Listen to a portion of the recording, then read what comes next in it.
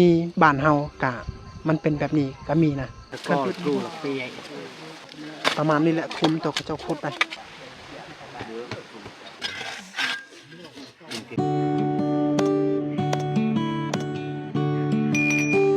กับทักทายสวัสดีพ่อแม่พี่น้อง FC เบิร์ดสุคนยินดีต้อนรับเข้าสู่2บ่าวเติมคนดอยทุกคนตอนนี้บ่าวเติมอยู่ที่หมู่บ้านอยู่ที่งานศพทุกคนก็คืองานศพจะมีเด็กน้อยเสียชีวิตนะงานศพที่หมู่บ้านของบ่าวเติมเองทุกคนตอนนี้เวลากับประมาณ7 โมงกลางคืนทุกคนเขากับทีมงานหรือว่าพี่น้องที่มาร่วมงานดีก็เริ่มไปคุดคุมทางศพทุกคนไปฟังตอนนี้มีผู้ที่ไปก่อนแล้วเขาเจ้าไปคุดคุมนะตอนนี้กับท้องฟ้าก็มืดทุกคนนะเขาบอกเคยเห็นเลยว่าแต่ละเทือตอนนับแต่เขาเกิดมาหอดเขาใหญ่มาเขาบอกเคยเห็นว่าเขาเจ้าไปพังคนตายยามกลางคืนทุกคนแต่ว่ามื้อนี้เป็นมือทำอิฐหรือว่ามือแหลกที่เขากะ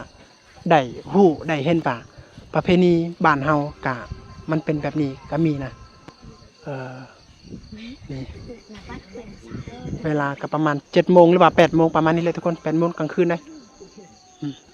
เดี๋ยวนี้ก็ยังรอถ่าเจ้าภาพเพิ่นผู้ที่ได้มีการสูญเสียเพิ่นแบกลูกมานะพี่น้องที่เขาเจ้าไปซอยเขาเจ้าไปขุดคุมกะเขาเจ้าไปก่อนแล้วนะอายุก็ประมาณ7 ขวบนี่แหละทุกคนนะอายุนะมาทั้งปี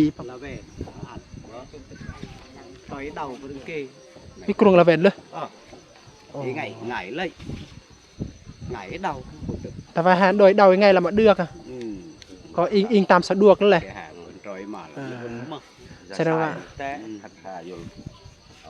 สะสายเลยเตะสะสายโอ้แสดงว่าไปฟังเฮากะก็คือเบาเติมเบานี่แหละทุกคนตอนนับแต่เบาเติมเกิดมาหอดใหญ่มาตอนนี้เลยนะ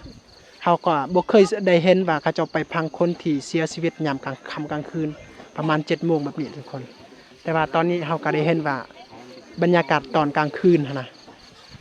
ก็อิงตามคนในทุกคนถ้าคนใหญ่มาตามเฮาถามพ่อบ้านเพิ่นว่าถ้าคนใหญ่นี่เฮาบ่สามารถไปพังคนตายยามกลางคืนได้แต่ว่าคนน้อยนี่เฮาไปฟังได้นะนี่ผู้ที่มีการสูญเสียโปล่ะโปล่ะพ่อช่วยนี่เด็กหน่อยก็จะไปนำโอ้ดีๆเด้อเด็กหน่อยเด้อพ่อกระเสียดเด้อแหน่ไก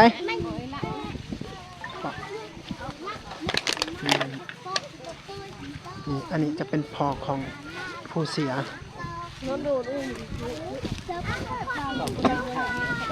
บดมาคุมมามาอันกินได้แต่ประมาณ4 เดือนเนาะเกิดน้องสาวก้อนจันน้องสาวของนางจันนี่จันจำมาจึบไปใส่จึบตัวมาจึบเป็นยังบ่ทันกลับแต่ทำงานถึกแต่มาทำงานแต่เวียดนามมาแต่นางจันนี่แหละนางจันกับนางจำแต่ว่าจันกะสร้างขอบสร้างครัวแล้วนางจันยังเป็นสาวอยู่จำจันโอ้โหแต่ว่ายังดีทุกคนเขาบ่ได้ไปฟังบ่อนป่าสาวบ้านเลยเขาฟังอยู่สวนของพี่น้องผู้ที่เจ้าของนี่แหละทุกคนนี่โอ้โห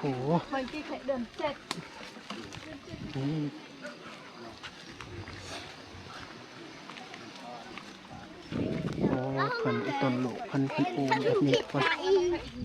นะโอ้โหถือโคมไฟไปนำแล้วทุกคนบางคนกับโทรศัพท์บางคนกับไฟสายนะนี่เจ้าแปลกขนาดเลยนะบูว่าประเพณีพี่น้องคนลาวคนไทยกะมันเป็นแบบนี้ป่ะ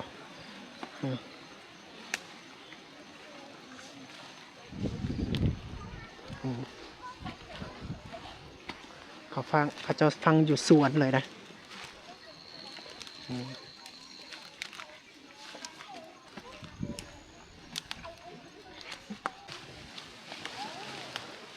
เส้นทางนี่ยากทุกคน นะนะเราที่อาการอันที่เอียดเลยเย็นแบบนี้แหละ อากาศมะ อากาศเปล่ามันพัด อันที่เย็นแบบนี้แหละ นี่ทุกคนไก่จะหอดแล้วเตาะอย่างเต็มเลยตัวเต็มเลยโอ้โหนี่เบิ้งเส้นทางนี่ทุกคน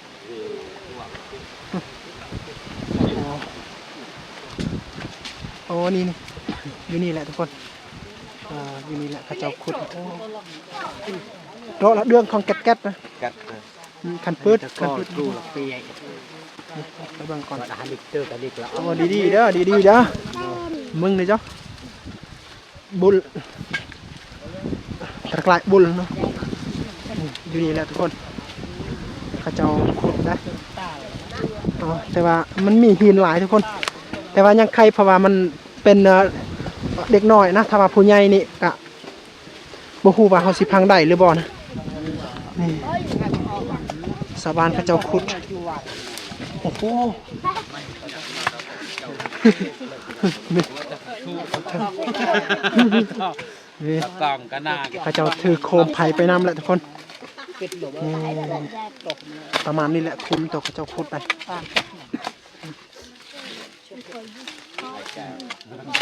ถ้าว่าผู้ใหญ่นี่ขุดบ่ได้เพราะว่ามันมีหินอยู่ข้างล่างทุกคน ไงต้อง หาบ่อนใหม่แต่ว่าเด็กน้อยนี่กะ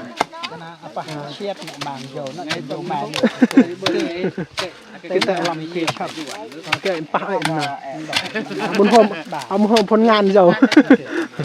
นี่ to hona พวกเท่าแก่มอซื่อเอาไว้นึกกันเหรออันนี้แหละเขาเอิ้นว่าสามัคคีความหักเท่านั้นว่าลำบากยามกลางคืนนี่ลำบากทุกคนแต่ว่าเขาเจ้าบ่ปะบ่ทิมได้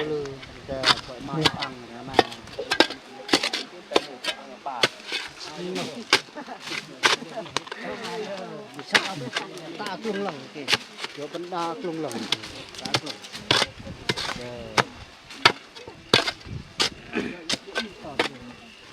อยู่จุดนี้จะเป็นส่วนของพี่น้องทุกคนแต่ว่าส่วนที่เขาเจ้ายังบ่ทันเฮ็ดหยังมีแต่ว่าปลูกก็ปะไม้ยางบ่งหั่นนะแต่ว่าเขาเจ้ายังบ่ทันทางเฮ็ดให้เฮ็ดสวนเทื่อแต่มันเป็นสวนเก่าแต่ว่าเขาเจ้าฟังที่สวนนี่แหละทุกคนก็ปัดเอาเท่ง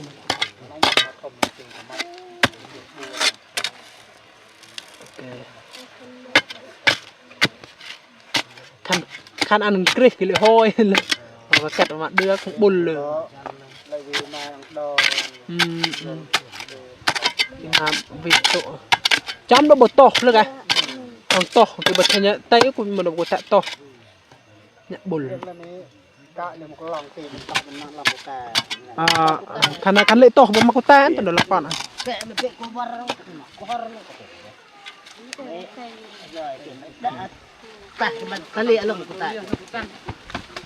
ก็คือเบาเติมเบานี่แหละทุกคนเฮากะห้ากับ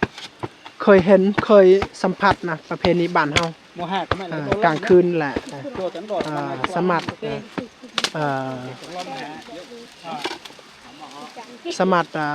ไปฟังคนตายหันยามกลางคืนนี่แหละ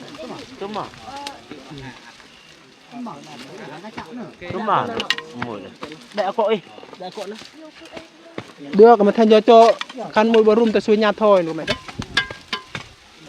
ฟังโจอัดย่อกันยะรู้มั้ยรู้มั้ยเริ่มทุกคนสำเร็จมันทีเรียบร้อยเลยโอ้ย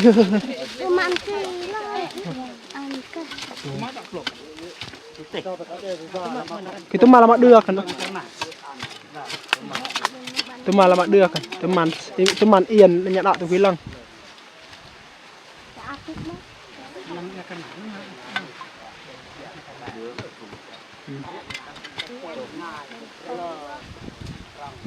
ไม่ประมาณโดนมาก็ทา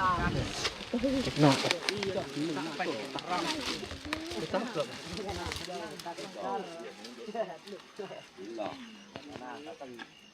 ยามันข้ามถึงกันแล้วไหมจอดเลย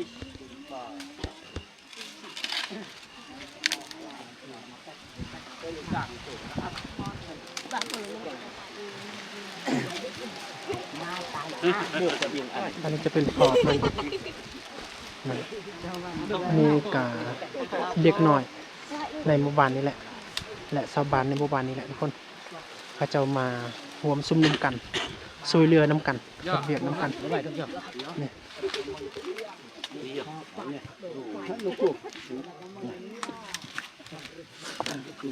nó bọc cuốc bơi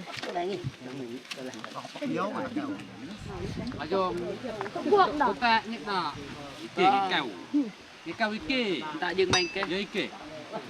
nếu cùng cả ngày phải giờ dầu hôm nay tôi sức ngày buồn rồi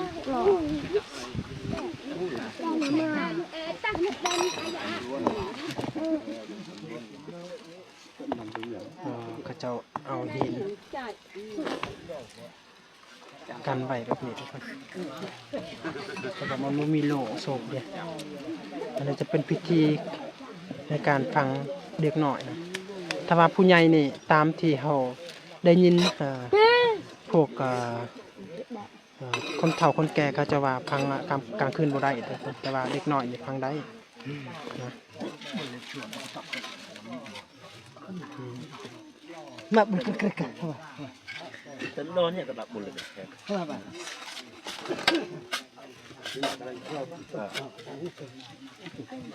กลบกระตรงมั้ย Nó lặng một.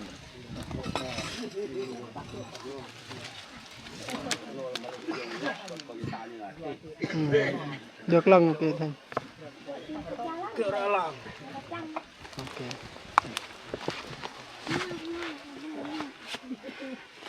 แล้วก็เช็ดมาอย่างอวยพร Cái cột lưới. เดือกลังกันจ้ะ Để dương ăn. เขาเจ้าเฮ็ดละเอียดได้เพราะว่าบ่มีโรงเขาเจ้าเอาแบบนี้เลยนั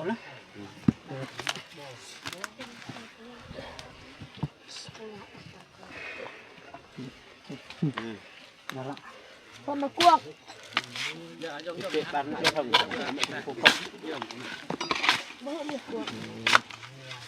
โอเค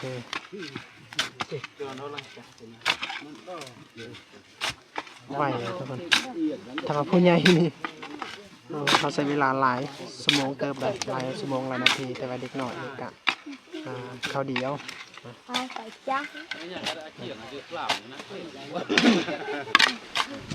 cái năm họ yển kêu nắng kinh อันนี้จะเป็นแม่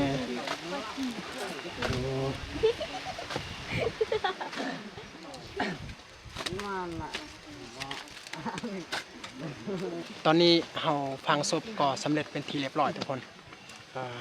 เพราะว่าเป็นศพของเด็กน้อยนะอายุก็ประมาณ5 เดือนประมาณนี้แหละทุกคนจะเป็นผู้หญิง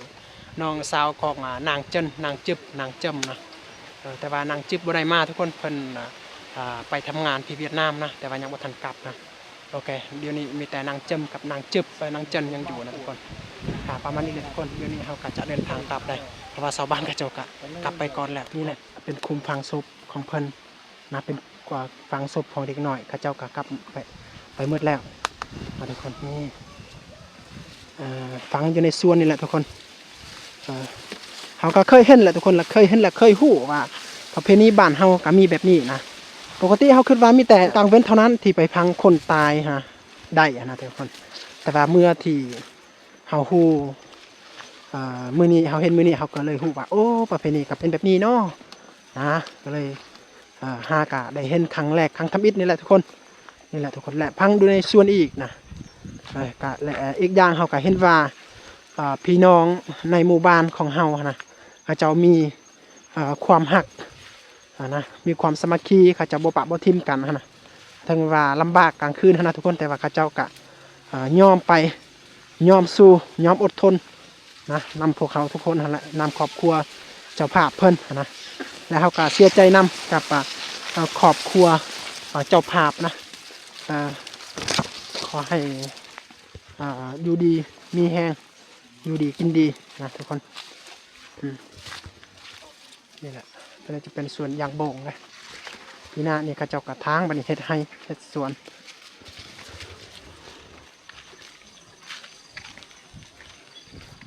ก็สำหรับคลิปนี้ก็จะเป็นคลิป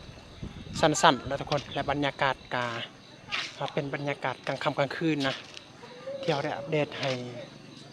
พ่อแม่พี่น้องและ FC ที่กำลังติดตามเบิ่งติดตามชมและเป็นกำลังใจแก่บอตัมยูนะก็เขาก็ขอโทษขออภัยพี่น้องหลายๆนะอาจจะว่ามันบ่มีประโยชน์หยังถ้าว่าผู้ที่บ่อยากเบิ่งแต่ว่าเฮาเฮ็ดก็เพื่อให้พี่น้องก็ได้ฮู้ได้เห็นว่าประเพณีบ้านเฮานะถ้าจริงก็เฮาก็บ่เคยเห็นนะว่ามีผู้สูญเสียแบบนี้แหละเขาเจ้าไปไว้กลางค่ำกลางคืนแต่ว่าเฮาก็หากันหลักก็เลยอยากแบ่งปันประเพณีวัฒนธรรมของเขตเฮานะที่แปลกๆกันนะเพื่อให้พี่น้องกะได้ฮู้ได้เข้าใจนะทุกคนก็ประมาณนี้แหละและฟังได้ก็มีแต่เด็กน้อยทุกคนยามกลางคืนได้ถ้าว่าผู้ใหญ่นี่ก็ต้องฟังกลางเว้นนะตามแถวทามเขาเจ้าทุกคนแต่ว่าเด็กน้อยก็ฟังได้นะครับประเพณีกับแบบนี้แหละทุกคนโอเคทั้งวันว่าคลิปสั้นและบรรยากาศกลางค่ำกลางคืนเฮาก็หวังว่าเฮาก็ได้แบ่งปันความรู้เล็กๆน้อยๆเกี่ยวกับวัฒนธรรมประเพณีของชนเผ่ากะโดและความสุข